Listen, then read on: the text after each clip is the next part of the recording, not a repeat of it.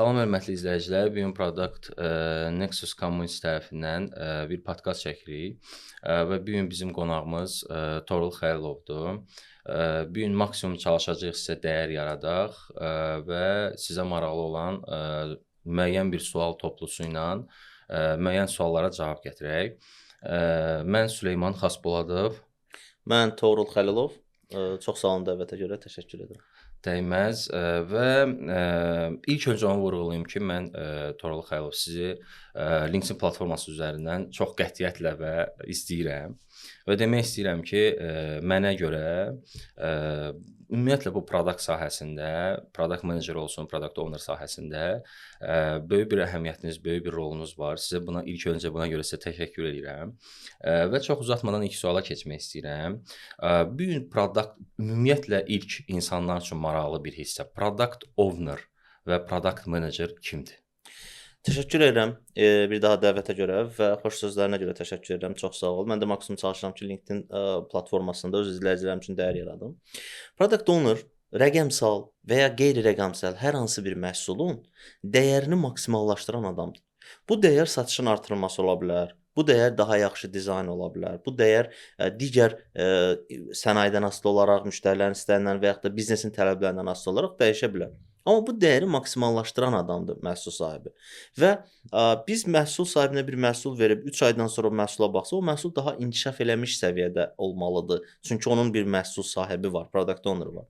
Product manager qlobalda daha çox product ownerların birbaşa tabe olduğu adamlardır. Bizdə adlandırma fərqlidir. Bəzi dövlət təşkilatlarında product manager adlandırır. Məsələn, deyək ki, İDDA-da product manager adlanır, Mərkəzi Bankda product manager adlanır. Amma eyni roldur, product owner roludur. Həmin dəyəri maksimallaşdıran adamdır. Və bu adam komandanın üzvüdür və komandanın rəhbəri deyil. Bu adama resurslar verilir, maddi resurslar, insan resurslar verilir və ondan gözlənti odur ki, həmin dəyəri, məhsulun dəyərini maksimallaşdır. Təkrar edirəm, bu satışın artırılması ola bilər. Məsələn, hər hansı bir, deyək ki, sən də bankda işləyirsən, hər hansı bir bank məhsuludur. Bu məhsulu əmanət məhsuludur. Elə ki, bizim məhsulumuz daha çox satılsın və satış artsın. Bu adam oturub özündən belə deyək də, ideyalar, biz buna hipotez deyirik, fərziyyələr irəli sürməlidir ki, mən necə edim ki, müştərilərin bir ehtiyacını tapım, ona uyğun həll verim ki, məhsulun dəyəri maksimallaşsın. Okey, bir məsələyə də toxunmaq istəyirəm bu product ownerla bağlı. Biz bilirik ki, Azərbaycanda bir idarəetmə sistemi var, Agile. Bilməyənlər üçün demək istəyirəm ki, Agile bir çeviklikdir. Amma yəni çeviklik, yəni tələsmək, tez bir qərar vermək bir anlayışı daşımır. Çünki necə atalar bir sözü var, tələsən təndirə düşər. Yəni çeviklik başqa bir anlamda verilir.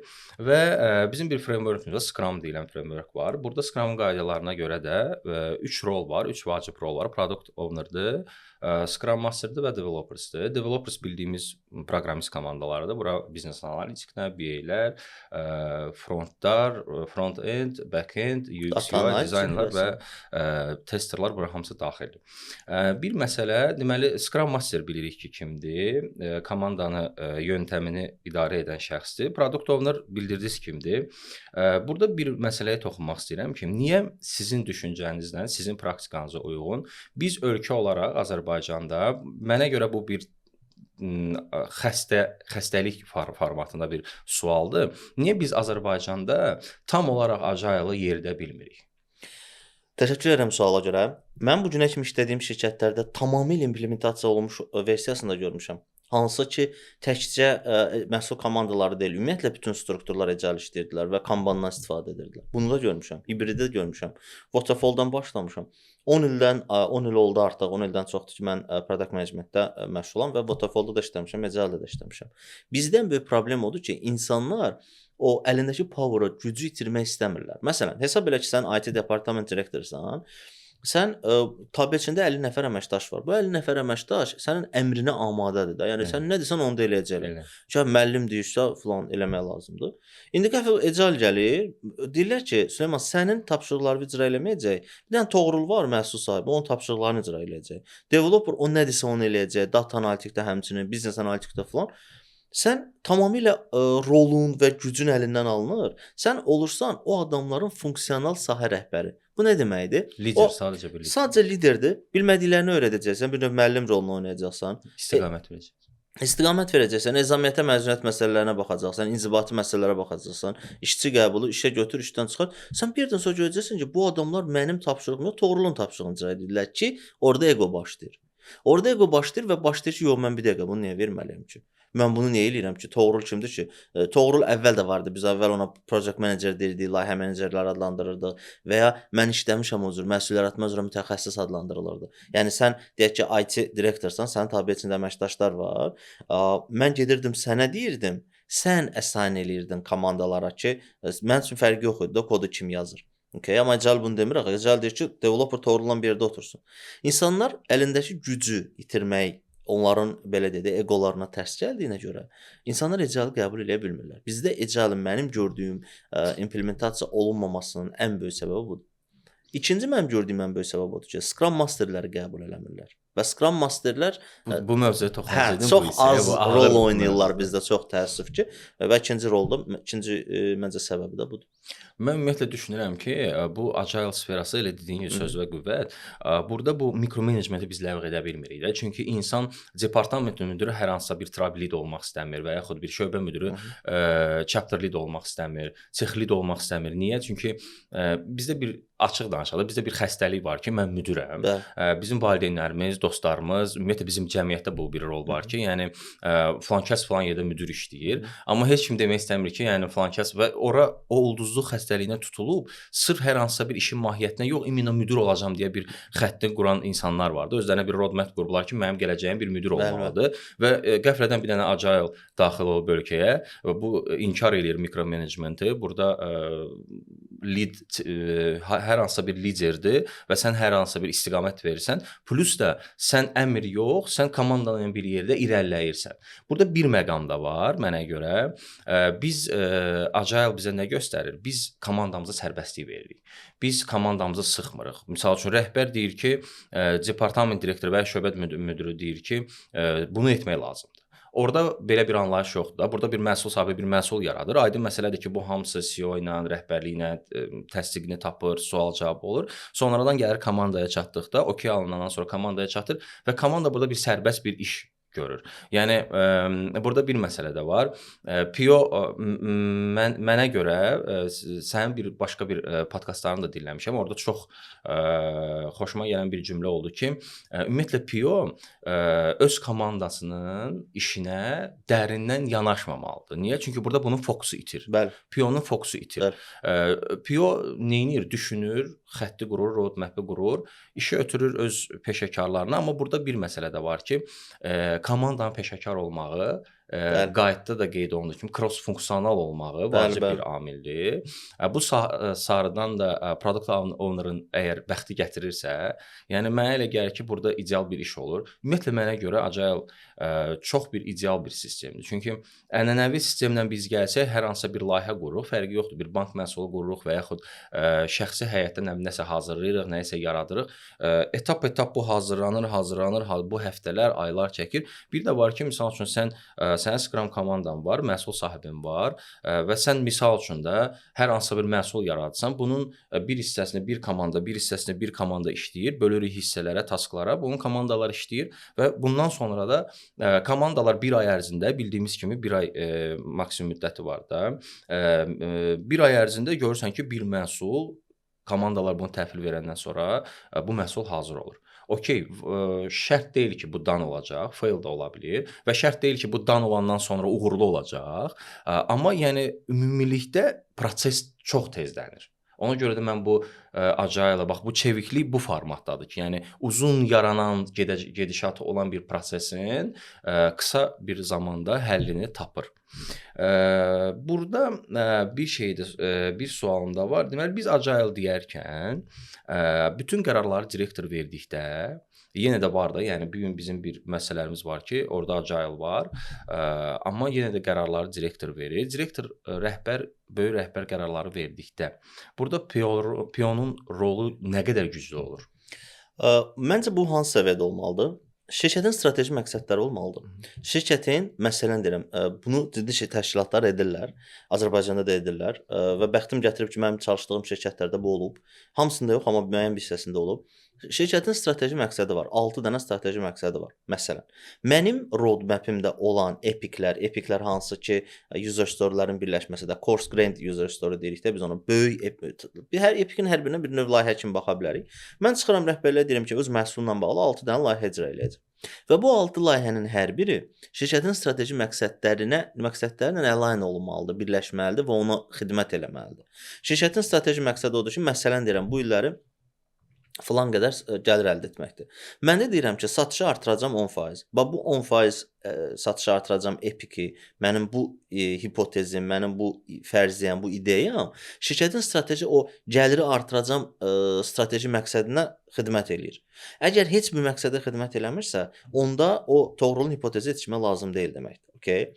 Bu o səviyyədə olmalıdır ki, bu səviyyədə olmamalıdır. Müdir, rəhbər dedi ki, şirkətin CEO-su dedi, Toğrul getdi icra elədi, bu səviyyədə olmamalıdır. Bu o səviyyədə olmalıdır ki, Toğrul strateji məqsədləri bilir, bir əcəl lider olaraq. Strateji məqsədləri bilir. Deyir qardaş, mənim əlimdə 6 dənə layihə var, bu rübə ərzində, bu quarter ərzində 6 dənə layihəm var. Bu 6 dənə epikim 3 dənə strateji məqsədə xidmət eləyəcək. Digər strateji məqsədlərə xidmət eləməyəcək. Digər strateji məqsədlərdə biz zəhmət Süleyman icra eləsin PO olaraq. Okay? Bu olanda artıq sən deyən məsələ əhəmiyyətini itirir. Yəni müdir dedi, Toğrul getdi elədi olmur. Toğrul özü yəni bottom to up gedir də. Toğrul özü başa düşür ki, qardaş, mənim hansısa fərziyyəm, məhsulumun inkişafı mütləq bir strateji məqsədimizə align olmalıdır. Ona görə də şirkətin rəhbərliyi məsələn əsasən 3 illik olur. 3 illik strateji hədəflər müəyyən eləyirlər və komandalar da, məhsul sahibləri də ona uyğun çalışır. Bu case olanda sən deyən case olmur. Yəni müdir deyir, CEO deyir, ola bilsinə gəlir. Bunu indi həmkarlarımız deyəcək ki, sən də yaşamısan onu. WhatsApp-a rəhbərlər yazır ki, Toğrul falan şey elə, Toğrul da gedir eləyir. Bunu hamımız yaşamışıq. Burada mən düşünürəm ki, bilavasitə bir elə bir mənada product owner artıq bir task manager olur. Task manager olur və indi bu praktikdə belə olmur. İndi gənc həmkarlarımız elə biləcək ki, hər şey belədir, güllü gülistanlıqdır. Amma bəzən elə olmur. Bəzən elə olur ki, WhatsApp-da sən sədr yazır ki, və ya da sədr müavini yazır ki, Toğrul falan şey elə, mən xaricdə məsələn, nə bilim, falan mobil tətbiqdə görmüşdüm, yaxşı feature-dur, sən də onu elə. Sən də deyəmirsən də, orada mən gedim hipotezi, customer experience interviewlar eləyim, onu eləyim, bunu eləyim, standart hipotez irəli sürürsən də. Bu şablonla getmirsən, gedirsən o feature-ı qurursan və o feature-dan heç kim istifadə eləmir. O feature Toğrul, o ideyanı Toğrul versə, Toğrulu öldürmüşdülər də. Faylar olacaqdı, root cause-lar analiz olunacaqdı, Toğrul niyə bunu zəf eləyib. Amma Süleyman sədri müavində heç kim Süleymanın xətrinə dəymir. Okay? Maksimum WhatsApp-da yazsan ki, mənim vallah feature-dan heç kim biz qurduq, amma feature-dan heç kim istifadə eləmədi. O deyir ki, ayda, yəqin bizim culture-a uyğun deyil də. Yəni bunu bütün PO-lar yaşayıb. İndi təcrübəli PO-lar deyəcək ki, axı Toğrul sən bunu yaşamısan. Yəni bu həmişə belə olmur da, strateji məqsədlərlə align olsun. Amma 99% halda bu belə olmalıdır. Bu işin belə deyək də, işin kitab tərəfidir. İşin kimyası budur ki, şirkətin strateji məqsədləri ilə onun məhsul komandalarının təqdim elədiyi hipotezlər və epiklər align olmalıdır. Bu halda sən deyən кейslər olmur, amma rəhbərlikdən gələn də hər hansı bir task varsa, ona da hipotez kimi baxmaq lazımdır, fərziyyə kimi baxmaq lazımdır. Necə ki mən fərziyyə irəli sürürəm, o cür də Süleyman İdarə Heyətinin sədri də Süleymanın ideyasını öz fərziyyə kimi baxmalıyam ki, qardaş, burada belə bir opportunity varsa, gedək təhlil edək. Ən az maraqlı tərəf kimi də bilirsiniz. Bəli. Yəni stakeholderdan gələn bir requirement kimi baxaq. Okay. Mən biraz geriyə qayıtmaq istəyirəm o bizim Scrum-ın 3 rolu haqqında. Bu ağrılı bir hissədir. Çünki bizdə bizim tədris, ümumiyyətlə kommunikasin tədris planı hazırlanır. Bu tədris planında PO ilə PM ilə bağlı sırf bu Agile-ın, Scrum-ın da rolları, əhəmiyyəti vurğulanır. Burada PO biz bilirik nədir. Bunun dəyərli bir funksiyası var. Bu insan kimdir və hansı işə qulluq eləyir, bəllidir. Developer simvolu, yəni bu əzəldən gələn bir sistemdir. Burada bir dənə sual altında qalan bir rol var ki, Scrum Master. Bu bir günü-gündən LinkedIn-də görürəm ki, Scrum Masterlərin sertifikatı alanlar, PSM1-in sertifikatı alanlar çoxalır. Amma onlar iş tapırmı? Çünki mənim gördüyüm qədərilə, mən misal üçün reklam olmasını adını çəkməyəcəm, amma Azərbaycanda bir bank tanıyıram ki, tam agile sfera ilə işləyir, istiqaməti ilə çalışır və bu gün onlar böyük bir uğura nail olurlar. Yetərincə sizə deyim ki, bir ondan yuxarı burada agile coach var. Burada bir 40-50-yə yaxın Scrum Master var və bu günlərin Scrum Master'ın rolunu sizin düşüncənizdən. Sən necə düşünürsən ki, bu Scrum Master nə qədər vacib roldur? Çünki orada burada danışanda eşidirik də, deyirlər ki, Scrum Master nə işə baxır?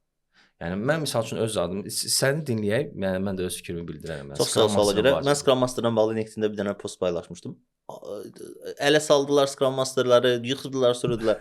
Scrum Master'lara çox ciddi dəyər yaradan, Scrum Master əslində belə deyək də, qayda görə Scrum Master Scrum-ın dəyərlərini şirkət daxilində və komanda daxilində təbliğ edən adamdır. Scrum Master həm şirkətə xidmət edir, həm məhsul sahibinə kömək eləyir, həm komandaya kömək eləyir. Scrum Master şirkət daxilində çox ciddi dəyər yaradan adamlardır. Okay.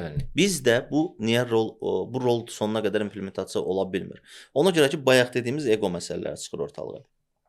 Bunu bəzən mənim həmkarlarım eləyirlər. Məhsul sahibiyəm, komandanın lideri mənəm. Əslində komandanın lideri Scrum Masterdır.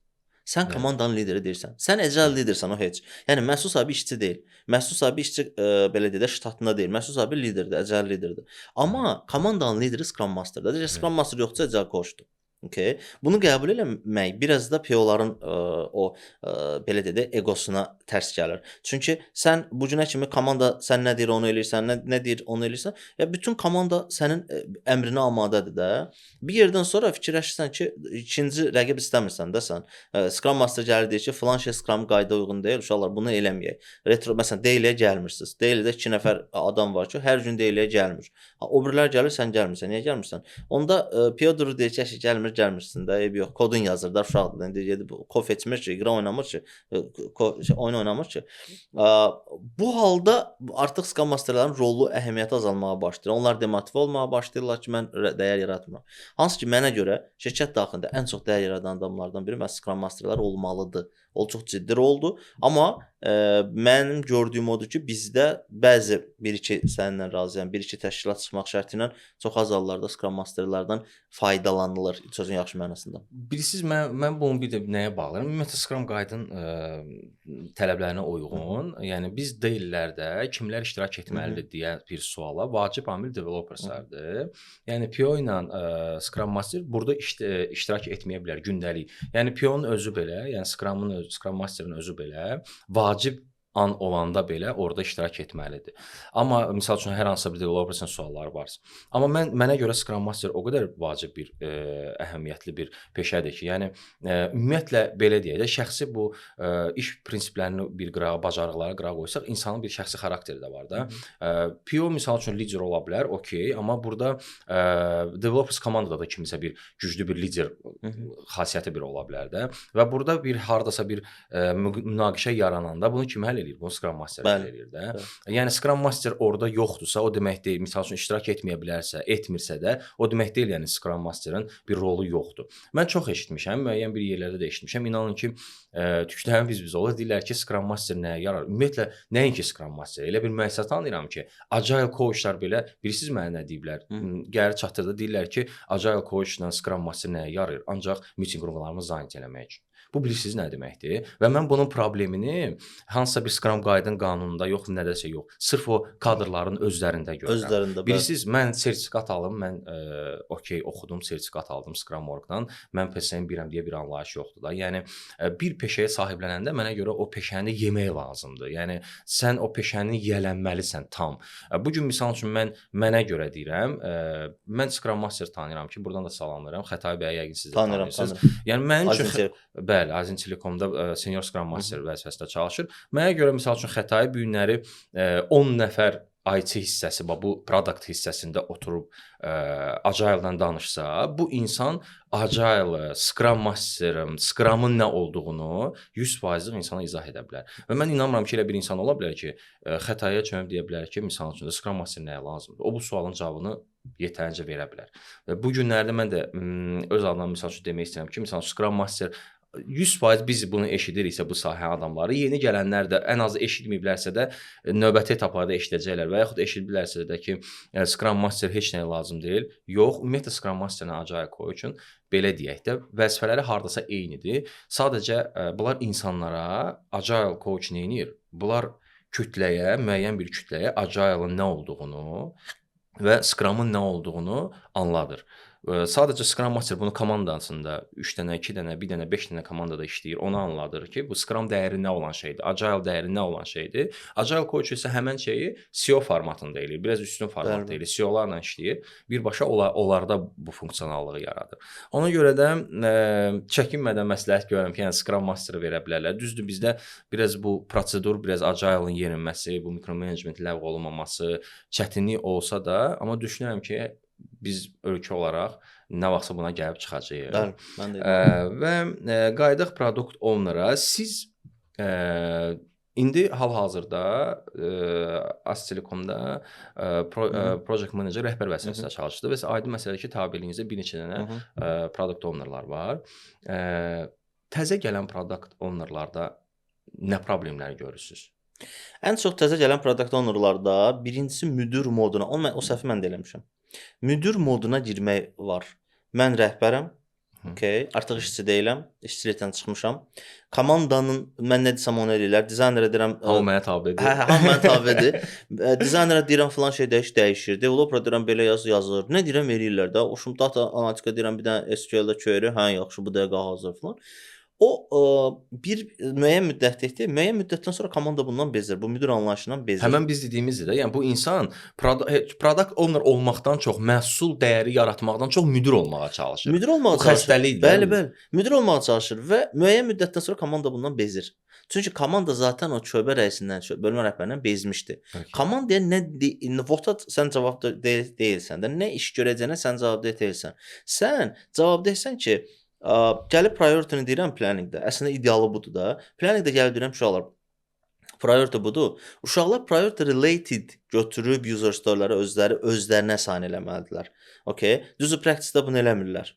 Eləməyəcəklər də. Götürürlər 90% hallarda PO götürür, assign edir bir developerın adına ki, sən filan işi görəsən, sən designer filan işi görəsən filan. Amma idealı odur ki, uşaqlar özləri götürsünlər.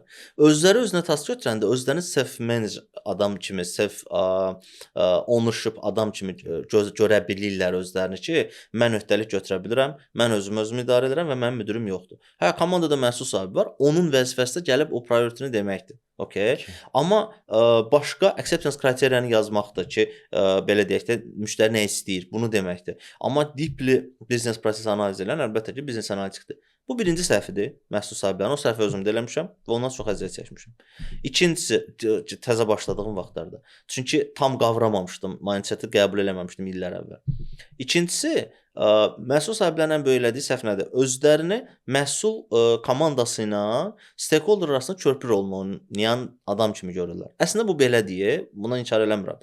Gedir, requirementləri toplayır stakeholderdan və gətirir komandaya deyir. Amma sənin işin təkcə bu deyil. Bu deyil, bəli. Sənin işin həm də hipotezlər irəli sürməkdir. Çox təəssüf ki, Azərbaycanda mənim həmkarım var, 5 il 6 il işləyir və heç bir beynəlxalq sertifikat almayıb, heç bir Scrum qayda oxumayıb və o adam bilmir hipotez nədir. Çünki onun işi nə olub? Məsələn, işləyib bankda kreditdə, kreditdir, kredit kartıdır, həmişə requirement var, axı orada çoxdur da requirement, task bitmir də. Adam requirementləri alıb, gətirib komanda ilə paylaşıb, heç vaxt özündən bir hipotez irəli sürmək ehtiyacı yaranmayıb. Çünki zaten məhsula onsuz da ehtiyac var da, insanların onsuz da ehtiyacı var. Sən məhsulu çıxardırsansa, yəni bu elə məhsul deyil də ki, sənin insanlarda, məsələn, mən həyat sığortasında işləmişəm, həyat sığortası satmaq çox çətindir. Çünki insanlarımızın o vərdişi yoxdur. Bu avtomobil sığortası deyil də, okey, ki, səni yol polisi saxlasın, məcbur gedib alasan. Həyat sığortası satmaq çox çətindir. Amma bankda onlarla məhsul var, amma kredit məhsulunun məhsul sahibi heç bu ümumiyyətlə bu söhbətlərin heç birisini bilmir. Onlayn kreditdə işləmsən, həmişə kreditə ehtiyac var, insanların istehlak kreditlərinə ehtiyacı var və sən də requirementləri almısan, getmişsən komanda ilə paylaşmırsan. Yəni bu işin məsələ də burada bilirsiz nədir? Deməli bir insan kimi misal üçün elə burada produkt owner'ın gücündən bəhs edək. Bir insan ki, o deyir sizə, misal üçün, bir hər hansısa bir bankda işləyir, məhsul yaradır. Zaten bu insanlar bu krediti götürür də. Yəni, bu ehtiyac olan bir şeydir. Cəmiyyətə ehtiyac olan bir şeydir. Və siz bunu düşünüb, stakeholderlarla danışıb, bir dəyər yaradıb hazırlayırsınız da. Amma product owner var ki, misal üçün də, ümumiyyətlə aidiyyatı olmayan bir şeyi ərsəyə gətirən product owner var da. Yəni mənə görə misal üçün bunlar mən heç kimi ayırmıram.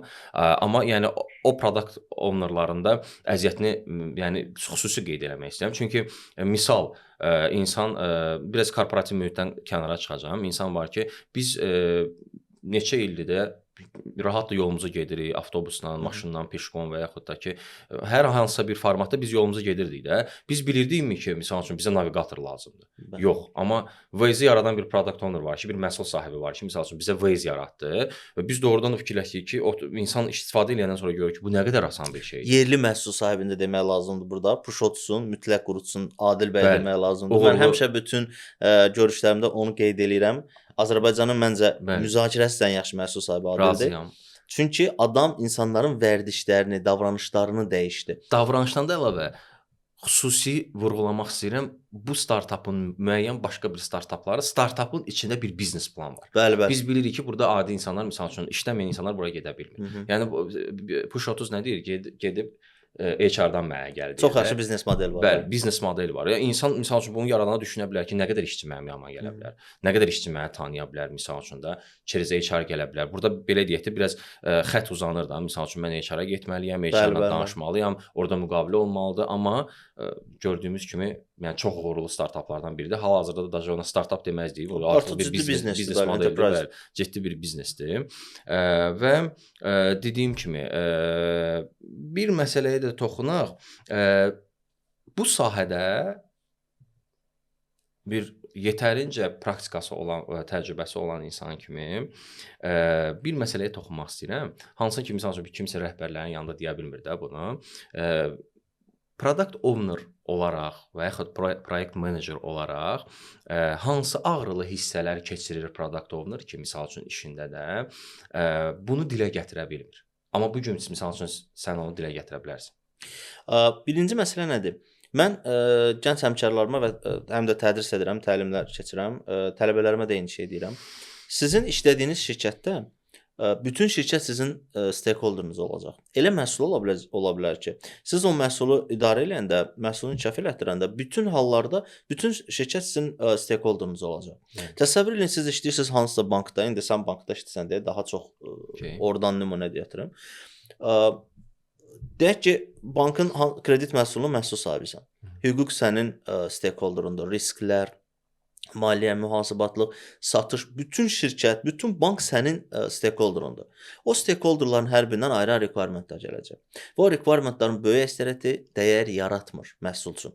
Amma sən o halda sakit şəkildə bunu qarşılamalısan. Ən ağrılı nöqtəmiz budur məncə.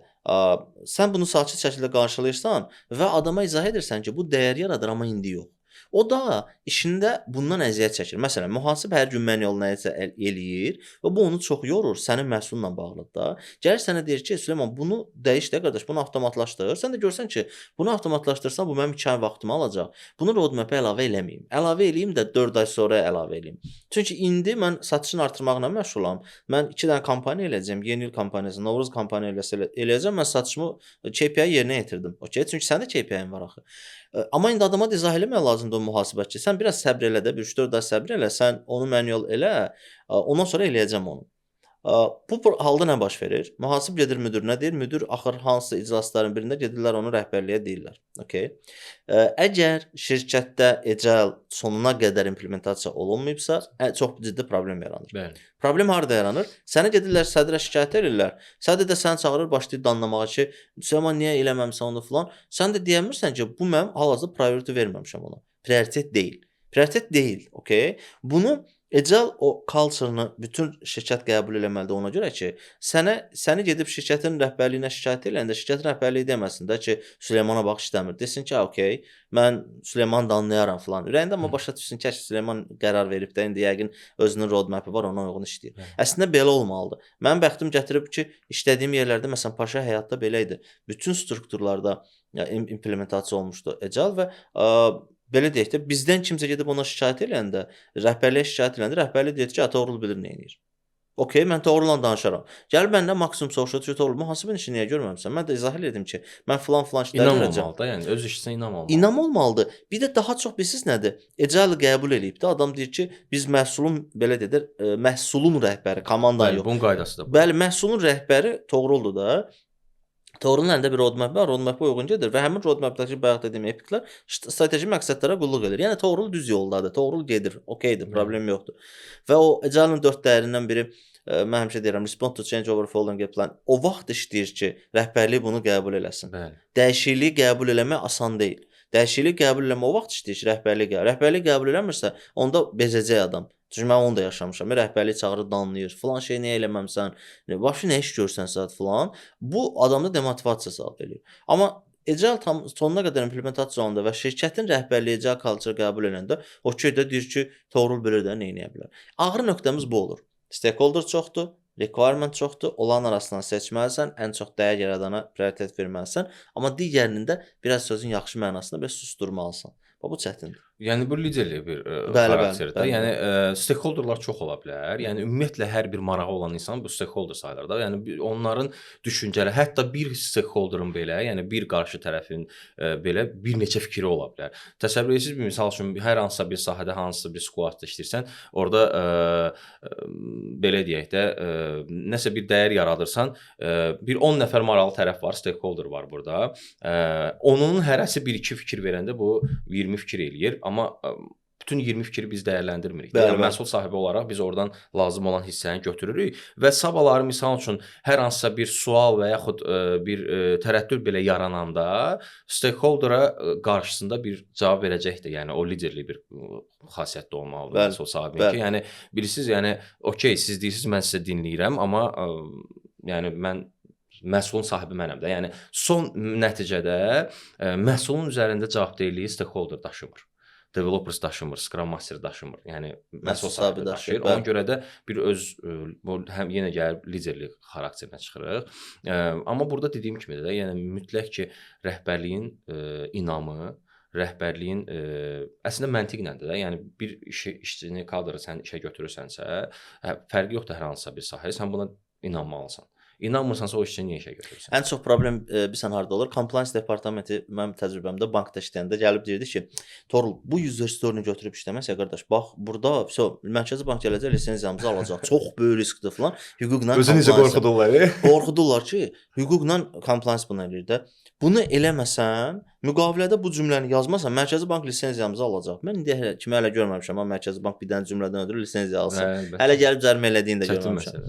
Ona görə də bizdə bu belə deyək də, o məhsul sahiblərinin çox əziyyət çəkdiyi məsələ məhz budur ki, gəlir və deyirlər ki, filan şey olmasa dünya dağılacaq. Elə deyil də, yəni biraz o prosesi idarə eləməkdə ağrı nöqtəsi dedin, ağrı nöqtəsi məncə ordadır. Bir dənə də məqama toxunaq. Deməli, şəxsi təcrübədən irəli gələrək bir məhsul yaradırıq. Bu məhsulda kifayət qədər data yoxdursa və komanda tərəddüd eləyirsə hər hansısa bir hissələrdə və stakeholderlara təzyiq göstərir. Bu halda necə qərar verirsiniz? Hə, qərar vermək üçün frame odur ki, qayda odur ki, get customer experience interviewlar elə və customer experience interviewlardan, məsələn, mənim bir hipotezim var, nümunə üzərindən deyirəm. Mən deyirəm ki, məsələn, hipotez nədir, fərziyyə nədir? Mən deyirəm ki, mən inanıram ki, bankın kredit götürən, məsələn deyirəm, orta məktəb müəllimlərinin belə bir ehtiyacı var. O adamlar işdən icazə alıb gəlmək istəmirlər, onlayn götürmək istəyirlər krediti. Nümunə üçün deyirəm. Gəlin onlayn kredit feature-ını quraq və yalnız müəllimlərə tətbiq eləyək. Çünki müəllimlər gəlmək istəmirlər. Bu hipotezdir. İndi bu olmaya bilər də. Biz yaxşı sən deyən versiyada stakeholder inanmır, komanda inanmır. Yaxşı nə edək? Framework 40 nəfər müəllimlə bunu dəqiqləşdir.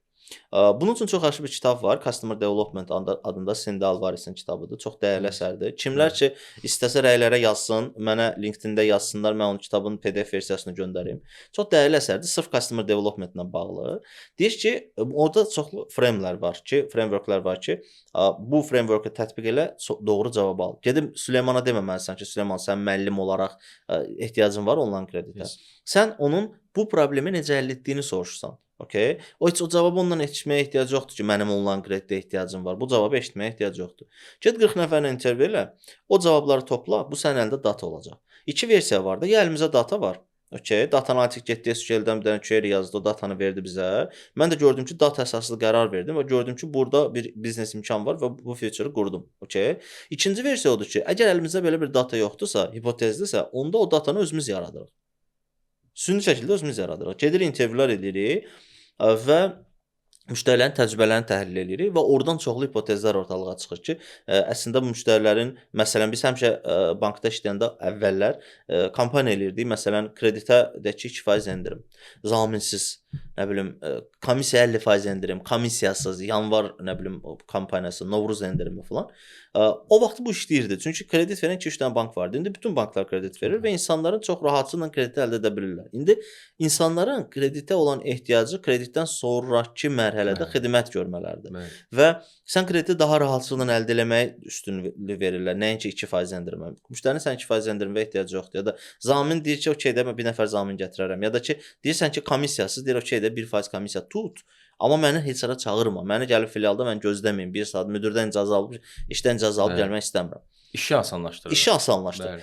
Burada artıq ecəl çıxdı meydana ki, gəlin bunu gedən müştərilərin özündən soruşaq, görən adamlar nə istəyirlər, ona uyğun həll verək. Ki Azərbaycan birinci dəfə bank gətirib ecəl, Paşa bank gətirib. O da oradan yarandı ki, gedək görək də oradan müştəri nə istəyir.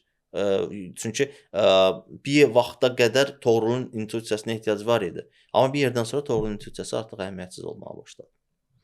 Okey, çox sağ ol. Belə bir sual. Məhsul yaradan bir komanda burada məhsul yaratdıqda aydın məsələdir ki, dediyimiz kimi də, yəni burada məhsul sahibi mütləq hipotezlərin üzərindən gedir. Hipotezlər olmasa bu məhsul, yəni inanmıram ki, uğurlu bir şey alınar orada. Necə dediyim, bir yoldaş tanıyırsan 5-6 işləyir, amma hipotez üzərindən getmir deyə yəqin ki, bir işində çətinliklər yaşayır. Bəs metriklər, 1-2 metrik misal üçün vacib metriklər nədir? Komanda bir layihə yaradır misal üçün. Burada hansı metriklər vacib olmalıdır? Payback periodu bilməlidir. Komandadan çox məhsul sahibi bilməlidir. İnvestisiya, return on investment-i bilməlidir. Payback periodu bilməlidir. Customer acquisition cost-u bilməlidir. CAC-ni. Bir müştəri nə qədər müddətə bizə geri qayıdır? Bir müştərinin əldə etməyin kostu nə qədərdir? Payback periodu ki, investisiya elədiyimiz vəsait, müştərinin ödədiyi vəsait nə vaxt geri qayıdır? Sonra NPS, Net Promoter Score, hansı ki, siz bu məhsulu öz dostlarınıza tövsiyə edərsinizmi? Bu metrikdən istifadə edilir, amma daha çox CAC-ni əzbərə bilməlidir. PO. Məsələn, deyək ki, bir kredit kampaniyası yaratdım və investisiya elədim. Mənim vəsait olaraq investisiya elədiyim nədir? Sosial media. Məsələn, $10,000 investisiya elədim də. $10,000-da $10,000 qarşılığında neçə dənə müştəri gəldi? Sırf bu butona klik elədi, gəldi, biz onu lead olaraq topladıq və sonra ona kredit verdik. Neçə nəfərdir? Və ona əsasən hesablamalıdır ki, bir müştərinin bizə başa gəlmə xərci, rasxodu nə qədərdir? Ona əsasən bunu əzbərə bilməlidir. Okay. Sən bir məhsuldan qazanırsan 1000 manat, amma onun əldə eləməyin CAC-i metrik əgər deyək ki 1005 manatsa, bu məhsulu yaratma və ya bu kampaniyanı eləmə. Ona görə də komandadan çox məncə məhsul sahibi bunu bilməlidir. Məhsul sahibi daha çox maraqlı olmalıdır. Komanda challenge edən tərəf olmalıdır ki, niyə sənə inanaq və sən nəyin əsasında bunu deyirsən. Amma məhsul sahibi daha çox hakim olmalıdır metriklərə. Okay, tam razıyam. Bəs əgər bir layihə yaradıldıqda rəhbər tərəfdə qısa zamanda nəticə gözlənir. Məsələn, rəhbər deyir ki, bunu eləmək lazımdır, amma mən qısa zamanda nəticə istəyirəm də. Amma məhsul sahibi dəyər yaradanda onun uzun müddətli olmağını çalışmalıdır da. Onu necə əsaslandırır? Yəni qısa müddətdə əgər səndən bir nəticə istəyirlərsə, onun uzun müddətdə bir dəyər gətirəcəyi deyirsən, müştəri necə qayıdacaq? Hər hansısa bir layihə üzərində işləyəndə, bir nəsə dəyər yaradanda, o müştərinin qayıtmağı mı deyək, onun istifadəsi mi, yetərincə istifadəçisi olunsunmu deyək, onu necə əsaslandırır özü üçün? Mən onu da eləmişəm. Rəhbərlik təcili, tez ol, təcili bir dəqiqə elə və biz dəyər əldə eləyək, müştəri də dəyər əldə eləsin, biznesə dəyər əldə eləsin. Bunun ən yaxşı yolunu elə ecəli quran adamlar fikirləşiblər, MVP olaraq fikirləşiblər, minimum viable product. MVP-nin əsas məqsədi odur ki, şirkət daha sürətli şəkildə və tez şəkildə pul qazansın. Yəni bir məhsul quracaqsa, məhsulun main feature-larını, main core feature-larını qur, müştəriyə təqdim elə. Birincisi ürəyin rahat olacaq ki, bu müştərinin buna ehtiyacı var. Hansısa personanın, hansısa hədəf kütlənin buna ehtiyacı var. İkincisi odur ki, sən pul qazanacaqsan buradan, şirkət pul qazanacaq. Və üçüncü o versiyadır ki, sənin dediyin kimi həm rəhbərlər, həm stakeholderlar hamı happy olacaq ki, biz dəyər əldə elədik. MVP ona görə ideal yanaşmadır. Mən bunu da eləmişəm. Məndən təcili istəyiblər. Mən də MVP-ni qurub vermişəm. Hamı happy olub. Ondan sonra başlamışam işimi görməyə, məhsulumu inkişaf elətdirməyə, hipotezlərimi eləməyə ki, hipotezlərin böyük əksəriyyəti invalidated olur. Onu da bilsinlər həmkarlar. Sən bir hipotez irəli sürəcəksən ki, mən inanıram ki, bu personanın, bu hədəf kütlənin belə bir ehtiyacı var. O ehtiyac yoxdur. Çox təəssüf belədir. Amma invalidated olanda da bu sənin işindir. normaldır. Yəni Normal bunu qəbul bəli, bunu eləməlisən, normal bəli. qəbul eləməlisən. Şirkət də agile culture-ı qəbul eləyibsə, onda normal qəbul eləyəcək. Okay, bəli. Bildin? Çünki orada Rəhbərlik güclü əks bir halda problemlər də bəli, yaranır. bəli. Rəhbərlik də deyəcək ki, Toğrul da gündə-gündə ağlına bir fikir gəlir, tətbiq eləyir. Gərək ona belə baxmasın da, gərək ona belə baxsın ki, Toğrul çalışır, işləyir. Çalışır, bəli. Axtarışdadır. Bir necə ki biznesmenlər, yəni sırası biznesmen olurlar. Bəli, bəli, Bunlar neçə dənə faillar yaradır Bəli, biznesdə bəli. və gündən bir günə hansısa bir uğura atır da. Bəli, Çünki yəni hər bir halda deyir bir iş görəndə misal üçün də və yaxud belə bizim sahədə bir nəsə bir layihə yaratdıqda, bir dəyər yaratdıqda, yəni bunun iki variantı var da. Ya bu uğurdur, ya bu dandır, ya bu faildir. Yəni bu dandırsa, bu uğur gətirəcəksə sənə okeydir, nə gözəl, sən qazanırsan. Faildırsa da bu sənin üçün o da bir uğurdur. Çünki Bəli, bu sənin üçün bir təcrübədir. Lesson learned, öyrəndin orada. Çünki təcrübə olmasa, yəni bəlkə də varsa da, məsələn mən eşitməmişəm. Mən müəyyən qədər nə araşdırmalarımda görürəm ki, heç bir uğurlu insanın arxasında birinci addım dayanmır da. Yəni bir neçə addımdan sonra insan burada uğura nail olur. Bu gün deməli Toğrul son sualımı vermək istəyirəm bu günə. İzləyicilərimizi də yormaq istəmirəm. BA-dən yaxşı PO olar bir anlam var. Yəni biznes analitikdir. Bu müəyyən qədər bir stajı var. Bunun analitika qabiliyyəti güclüdür və bu yaxşı product owner ola bilər, yaxşı komanda idarə edə bilər. Bu düzgün anlayışdır yoxsa bu mifdir? Mifdir. Mənim gördüyüm, müşahidə etdiyim odur ki, biznes analitik, yaxşı biznes analitik özünü inkişaf elətdirib daha yaxşı biznes analitik olur və ya biznes analitik chapter lead olur. Nəinki PO? Yaxşı PO olur customer experience üzrə mütəxəssislərdən. Çünki müştərilə o qədər işləyirlər ki, və stakeholderlə o qədər işləyirlər ki, onlardan belə deyək, çox yaxşı hipotezlər irəli sürürlər və onlardan çox yaxşı məhsul sahibi olur. İkincisi, Azərbaycanda bizim əsasən mən özüm də o cür başlamışam. Satış mütəxəssisi olub, ön ofisdə işləyən, front ofisdə işləyən, məsələn mən kredit mütəxəssisi olmuşam, sonra kreditin məhsul sahibi olmuşam.